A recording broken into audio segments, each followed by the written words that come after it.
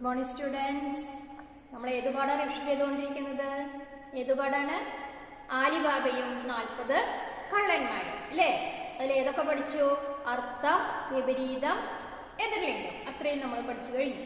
ഇനി നമുക്ക് പഠിക്കാനുള്ളത് ആ പാഠഭാഗത്തെ ചേർത്തെഴുതുകയാണ്. ചേർത്തെഴുതുമ്പോൾ ബോർഡിൽ എഴുതിയിട്ടുണ്ട്. എല്ലാവരും ഒന്ന് ബോർഡിലേക്ക് നോക്കൂ. അല്ല, ആദ്യത്തെ പദം ഒന്ന് വായിച്ചത് അകത്ത് പ്ലസ് ഇട്ട്. എന്താ വായിക്കുക? അകത്ത് പ്ലസ് ഇട്ട്. എങ്ങനെയാ ചേർത്തെഴുതുക?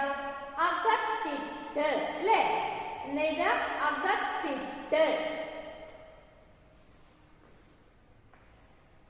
അകത്തിട്ട്.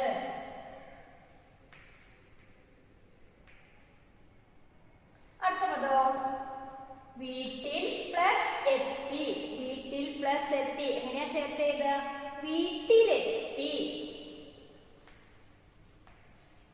വീട്ടിലെത്തി. അടുത്ത പദം നോക്കിയോ?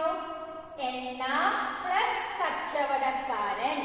എങ്ങനെയാ ചേർത്തെഴുതുക? എണ്ണ കച്ചവടക്കാരൻ. അടുത്ത കകാരം ഇരട്ടി. എണ്ണ കച്ചവടക്കാരൻ.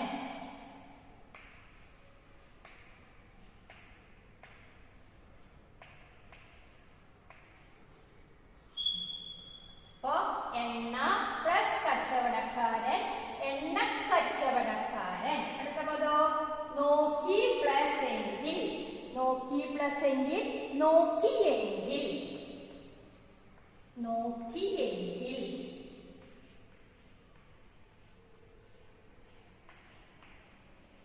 അപ്പൊ 4 പദം നമ്മൾ പഠിച്ചു കഴിഞ്ഞ് ചേർത്തെഴുതാൻ ഏതൊക്കെയാണ് ഒന്നുകൂടി വായിച്ചു തരാൻ ഒപ്പം വായിക്കാം.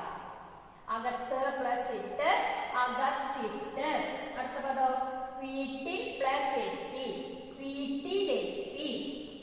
എണ്ണ പ്ലസ് കച്ചവടക്കാരൻ, എണ്ണ കച്ചവടക്കാരൻ. നോക്കി പ്ലസ് എങ്കിൽ, നോക്കിയെങ്കിൽ. അപ്പൊ ചേർത്തെഴുതാൻ എല്ലാവരും പഠിച്ചു കഴിഞ്ഞു ഇല്ലേ? ഇനി നമുക്ക് അതിൽ ഉത്തരം എഴുതുകയാണ് പഠിക്കാനുള്ളത്. ഒന്നാമത്തെ ചോദ്യം, പാറക്കെട്ടിന് മുമ്പിൽ ആര് നിൽക്കുന്നതാണ് ആലിബാബ കണ്ടത്? ആര് നിൽക്കുന്നതാണ്? പാറക്കെട്ടിന് മുമ്പിൽ കുറെ ആളുകൾ നിൽക്കുന്നതാണ് ആലിബാബ കണ്ടത്. പാറക്കെട്ടിന് മുമ്പിൽ കുറെ ആൾക്കാർ നിൽക്കുന്നതാണ് ആലിബാബ കണ്ടത്. അടുത്ത ചോദ്യം, പാറക്കെട്ടിന് മുമ്പിൽ നിന്നും കള്ളന്മാർ എന്താണ് പറഞ്ഞത്? പാറക്കെട്ടിന് മുന്നിൽ നിന്ന് കള്ളന്മാർ എന്താണ് പറഞ്ഞത്? എന്താ പറഞ്ഞത്? തുറക്ക് സീസം. എന്താ പറഞ്ഞത്? തുറക്ക് സീസം എന്നാണ് കള്ളന്മാർ പറഞ്ഞത്. അടുത്ത ചോദ്യം, കള്ളന്മാർ എന്തെല്ലാമാണ് ഗുഹയ്ക്കുള്ളിൽ വെച്ചത്? കള്ളന്മാർ കുറെ സാധനങ്ങൾ കൊണ്ടുവന്ന് വെച്ചിരുന്നു അല്ലേ? അത് എന്തെല്ലാം സാധനങ്ങളാണ് കള്ളന്മാർ കൊണ്ടുവന്ന് വെച്ചത്? ചാക്കുകളും പെട്ടികളുമാണ് കള്ളന്മാർ ഗുഹയ്ക്കുള്ളിൽ വെച്ചത്. എന്തൊക്കെ സാധനം? ചാക്ക്, പെട്ടി. ചാക്കുകളും പെട്ടികളുമാണ് കള്ളന്മാർ ഗുഹയ്ക്കുള്ളിൽ വെച്ചത്. അടുത്ത ചോദ്യം, സംഭവിച്ച കാര്യങ്ങൾ വിശദീകരിച്ചപ്പോൾ സഹോദരൻ ആലിബാബയോട് എന്താണ് പറഞ്ഞത്? എന്താ പറഞ്ഞത്? താൻ പോയി നിരവധി ചാക്കുകൾ കൊണ്ടുവരാം എന്നാണ് സഹോദരൻ ആലിബാബയോട് പറഞ്ഞത്. താൻ പോയി കുറേ ചാക്കുകൾ, ഒരെണ്ണല്ലേ ആലിബാബ കൊണ്ടുവന്നുള്ളൂ, കുറേ ചാക്കുകൾ ഞാൻ കൊണ്ടുവരാം എന്നായിരുന്നു സഹോദരൻ പറഞ്ഞത്. ഏത് വേഷത്തിലാണ് കള്ളന്മാരുടെ നേതാവ് ആലിബാബയുടെ വീട്ടിലെത്തിയത്? അപ്പൊ ഏത് വേഷത്തിലാണ് കള്ളന്മാരുടെ നേതാവ് ആലിബാബയുടെ വീട്ടിലെത്തിയത്? ഏത് വേഷത്തിലാ? എണ്ണ കച്ചവടക്കാരൻ്റെ. എണ്ണ കച്ചവടക്കാരൻ്റെ വേഷത്തിലാണ് എത്തിയത്. അപ്പൊ എല്ലാവരും ചോദ്യവും മനസ്സിലായില്ലേ?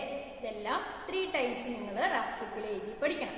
പരീക്ഷ വരികയാണ്. പരീക്ഷയ്ക്ക് 3 പാഠങ്ങളുണ്ട്. ഏതൊക്കെയാണ്? യശോദയും കണ്ണയും, യശോദയും കണ്ണനും. അടുത്തതോ രാജുവും അച്ഛനും, ആലിബാബയും 40 കള്ളന്മാരും. 3 പാഠം നമുക്ക് പരീക്ഷയ്ക്കുണ്ട്. അപ്പോൾ അതെല്ലാവരും എഴുതി പഠിക്കണം. അടുത്ത പാഠവുമായി അടുത്ത ക്ലാസ്സിൽ കാണാം. നന്ദി.